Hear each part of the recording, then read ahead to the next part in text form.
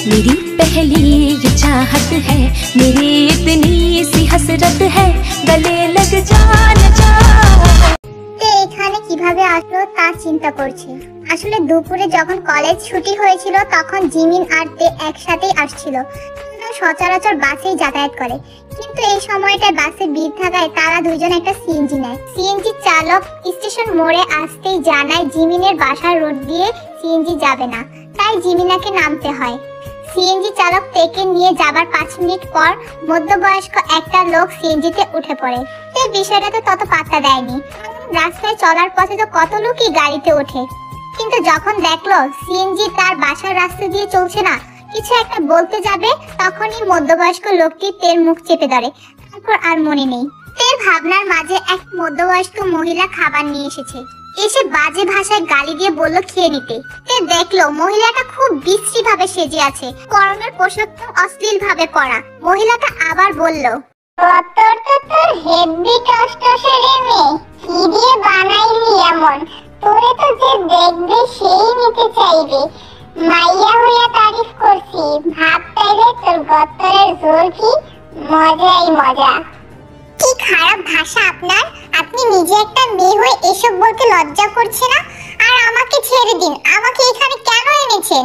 এখানে কেন আসে জানিস না? আর কেন আনা হয় জানিস না? এটা পতিতালয়, শুনলি রমা? তবে তোদের একটু অন্য কাজে আনা হয়েছে। তোদের কাজ এখানে নালো, তোর যে গত্তর, এতে অনেক টাকা পাওয়া যাইবে। তোরে তো ট্রান্সফার করে ঢাকায় দিয়ে দেওয়া হবে। সে জায়গায় থেকে কোনে যাবি আমি জানিনি, বস জানে সব। তে হতভম্ব হতভাগ হয়ে বসে রইল। তারপরে তাকে দিয়েও ব্যবসা করানো হবে? মহিলাটা আবারও বলল, বৃষ্টির জন্য গাড়ি বন্ধ হয়ে গেছে, তাই তোদের আজ নিয়ে যায়নি, কাল নিয়ে যাইবে নে বলে হাসলো। তে কেঁদে কেঁদে বলল, আমাকে ছেড়ে দিন, আমার চাচা ভাইয়ারা পুলিশ অফিসার, তারা জানতে পারলে আপনাদের সব কয়টাকে হাজতে দিবে। পুলিশের কথা শুনে মহিলাটা দমে গেল, কিন্তু কিছুক্ষণ পর কি ভেবে যেন শব্দ করে হেসে ফেললো। বলল, তোরা এইখানে কাল পর্যন্ত থাকবি, রাইত তোদের পাঠাই দেওয়া হবে। এই সময় তোদের খোঁজ পাইবে কেউ? আমাকে ছেড়ে দেন প্লিজ, এখানে মানুষ সব খারাপ কাজ করে। আমি বাড়ি যাব, আপনিও তো একটা মেয়ে, দয়া করুন প্লিজ। মহিলা আর কথা বলল না, হাত খুলে দিয়ে খেয়ে নিতে বলল, আর কাকে যেন ফোনে কি বলতে বলতে চলে গেল। মধ্যরাত, কারো চোখে ঘুম নেই। নিশাচরের মতন জীবন বাড়ির এক একটা সদস্য জেগে আছে। আয়ু বেগম অতিরিক্ত কান্না করে অজ্ঞান হয়ে আছে, তাই তাকে ঘুমের ওষুধ দিয়ে ঘুম পাড়ানো হয়েছে। জাঙ্কু কিয়নো তারা দুইজন জেহপের সাথে থানায় ছিল। কতক্ষণই আর থানায় থাকা যাবে? তারা সবাই বাসায় ফিরে আসে, আর বৃষ্টিও যেন ৮-৭ বেঁধেই নেমেছে, থামার কোনো রা নেই। জেহপ তার তুখুর বুদ্ধি দ্বারা বুঝে গেছে তার বোনকে পাচারকারীরাই অপহরণ করেছে। এখন সে অনুযায়ী স্টেপ নিচ্ছে। 12:30 পর্যন্ত তারা বিভিন্ন হোটেল গোডাউন খুঁজেছে, কিন্তু কোনো কুল মিলেনি। এবার অন্যভাবে খুঁজতে হবে, শুধু সকালের অপেক্ষা। জাঙ্কুক বাড়িতে এসে ল্যাপটপ নিয়ে বসেছে। সে তে কোথায় থাকতে পারে সেটা ট্র্যাকিং করার চেষ্টা চালাচ্ছে। জেহপ তার মতো করে খুঁজছে, আর জাঙ্কুক নিজের মতো করে খুঁজছে, আর আল্লাহকে ডাকছে একবার হলেও যেন তে ফোনটা খোলে, নয়তো সে যেন বুদ্ধি করে ফোন করে। সব ভাইয়েরা উঠে পড়ে লেগেছে, তাদের চেহারা মুখের অবস্থা বেহাল দশা। ঘুমহীন রাত কাটাচ্ছে। এই ঘরে তাকে একা রাখা হয়েছে। হাঁটুতে মুখ গুজে ভাবছে আর ফুপিয়ে কান্না করছে। এখান থেকে বের হবার চেষ্টাও সে করেছিল। হাত খোলা পেয়ে সে নিজেই পা খুলে ফেলেছিল। ফোন খুঁজেছিল কিন্তু পায়নি। পালানোরও চেষ্টা করেছিল, কিন্তু কোনো উপায় বের করতে পারেনি এখান থেকে বের হওয়ার। সে নানান চিন্তা ভাবনা করছে। আদৌ কি সে বাড়ি ফিরতে পারবে? বাড়ি ফিরলে সমাজের লোক তাকে কোন চোখে দেখবে? তাকে পাওয়া যাচ্ছে না, এসব কি সকলে জেনে গেছে? এটা তো জীবনের নরক নামক জায়গা। তার জীবনও কি নরকে পরিণত হবে? হঠাৎই জাঙ্কুকের কথা মনে উঠল। ভাইয়া বলে ডেকে উঠে গুমরে আবার কেঁদে দিল। মনে মনে বলল, দেখো ভাইয়া, আমাকে সহ্য করতে পারো না? আজ আমি আর নেই তোমাদের কাছে। তোমার আদরের আর কেউ হাত বসাবে না, কেউ তোমার সাথে ঝগড়া মারামারি করবে না। তুমি এবার শান্তিতে থাকতে পারবে। খুশি হচ্ছ নিশ্চয়ই, আমি নেই বলে। নিশ্চয়ই আমাকে না পেলে তোমার ভালো হবে। আমাকে আর পাবে না তোমরা, এরা আমাকে বিক্রি করে দেবে, আমাকে ঢাকায় নিয়ে যাবে। সেখান থেকে আমার জীবনের গতিপথ হবে কি আমি জানি না। এই গোবর ঠাসা আর তোমাকে জ্বালাবে না, বিশ্বাস করো। আর তুমি দেখতে পাবে না, সবকিছু মন ভরে করো। ভাবতে ভাবতে দম আটকানো কান্না করলো। বাড়ির কারোরই আদর আর পাওয়া হবে না তাদের আর দেখা হবে না। মা, আমার মা কেমন আছে? নিশ্চয়ই পাগল হয়ে গেছে। বাবা। ছাড় আমাকে, গোবর ঠাসার বাচ্চা। মৃদু চেঁচিয়ে উঠল জাংকুক। কাজ করতে করতে তের কথা ভাবতে ভাবতে কখন মাথা এলিয়ে দিয়েছিল সোফায় সে বুঝেনি। সেই হালকা ঘুমের মাঝেই স্বপ্ন চলে এসেছিল। মানুষ সারাক্ষণ যেটা নিয়ে ভাবে, চিন্তায় থাকে, মূলত সেটাই স্বপ্নে ধরা দেয়। রাত ৩টা। জাংকুকের চেঁচিয়ে উঠাতে সকলে ওর দিকে তাকালো। ছেলেটা নিজেকে প্রকাশ করতে চাইছে না, শক্ত খোলসে রেখেছে নিজেকে। পাশে এসে ইয়োনহো বসলো। সে তাকিয়ে দেখলো অস্থির জাংকুককে। কাঁধে হাত রাখতে ঘুরে তাকালো। চোখ লাল হয়ে গেছে, কিন্তু নজর তার অসহায়, সরল। ইয়োনহোরও একই অবস্থা। জাংকুক বলল, বিশ্বাস কর ভাই, একবার শুধু ওকে খুঁজে পাই, ওই জানোয়ারগুলোকে আমি নিজের হাতে পুঁতে রাখবো। জাংকুক আর সহ্য করতে পারলো না। ইয়োনহোর কাঁধে মুখ গুজে দিল। ইয়োনহো ভাইকে 2 হাতে জড়িয়ে ধরল। সকাল 10টা। তে চোখ খুললো। কাঁদতে কাঁদতে ঘুমিয়ে গেছিল। চারদিকে তাকিয়ে আবছা আলো ঘরে পেল। উঠে বসলো। মাথা শরীর ঝিমঝিম করছে, কিছু নেই পেটে, বল হারিয়ে যাচ্ছে। কটা বাজে এখন? চারদিকে তাকিয়ে কোনো উপায়ে খুঁজলো। হঠাৎ কিছুটা দূরে তার ব্যাগ দেখতে পেল। মুখে হাসি ফুটে এলো। বিদ্যুৎ ব্যাগে গিয়ে ব্যাগ খুললো। ফোনটা পেয়েও গেল। আনন্দ তার হাত পা কাঁপছে। ঝটপট ফোন বের করে নিয়ে অন করে দেখলো ফোন থেকে সিম বের করে নিয়েছে তারা। সব উত্তেজনায় ভাটা পড়লো তার। এজন্যই রেখে গেছে। কান্না পেল আবারও। খিদেতে মরে যাচ্ছে সে। দুপুর 12টা। ক্যাচক্যাচ করে দরজা খুলে আবার সেই মহিলাটা এলো খাবার হাতে করে। এসেই গালি দিয়ে বলল, মালো, গত্তরে তোর এত জোর, সারা রাত না খাইয়ে কাটাইছিস, আবার দরজা ধাক্কাইছিস। এখান থেকে বাইর হইতে পারবি না, শুনে নে। আর এখন খাইয়ে নে, রাইত আর থাকতে হইবে না তোর। দুপুর 1টার পর বস আসবে নে, রাইতে তোদের গাড়িতে তুলে হবে। এখান থেকে ভালো জায়গা পাবিলো। কাঁটা দিয়ে উঠলো তের শরীর।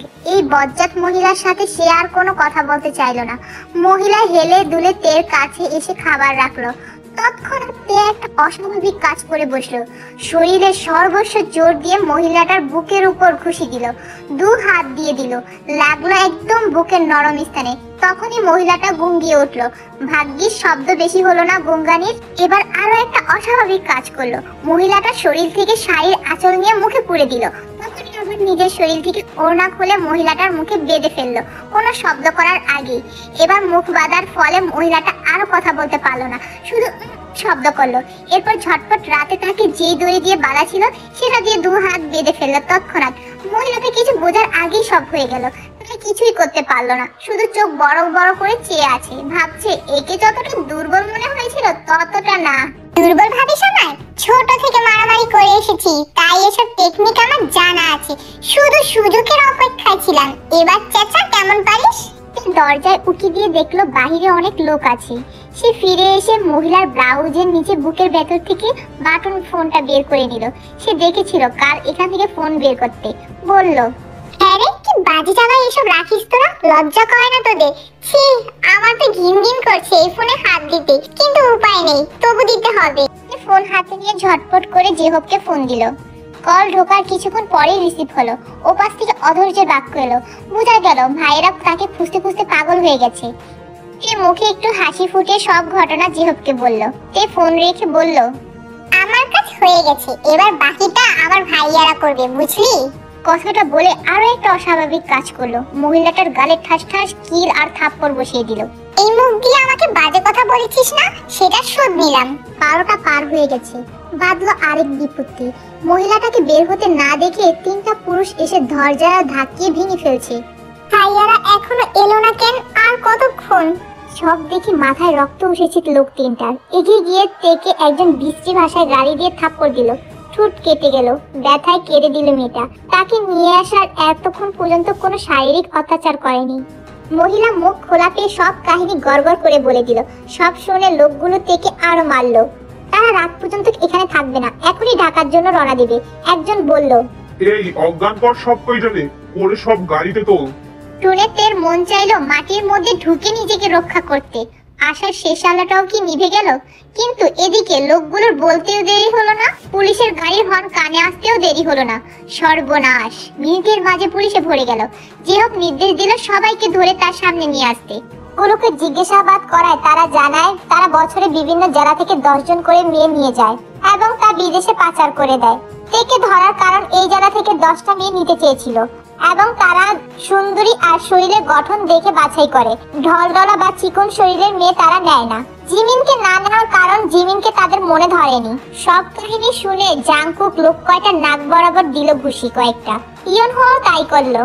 যে হোক তাদের দুজনকে আটকালো, না আটকালে এখানেই মেরে দিবে। তারপর জাংকুক আর অপেক্ষা করলো না, ঘরের মধ্যে হুড়মুড়িয়ে ঢুকলো। তেকে যখন দেখতে পেল জানে পানি এলো তার। তে জাংকুককে দেখে কেঁদে দিল ঝরঝর করে। ভাইয়া! তের মুখে ভাইয়া ডাক জাংকুকের বুকে বাড়ি দিল। মেয়েটা তাকে ভাইয়া বলে ডাকে না, কিন্তু যখন ডাকে তখন ডাকটা বুকে এসে বাড়ি দেয়।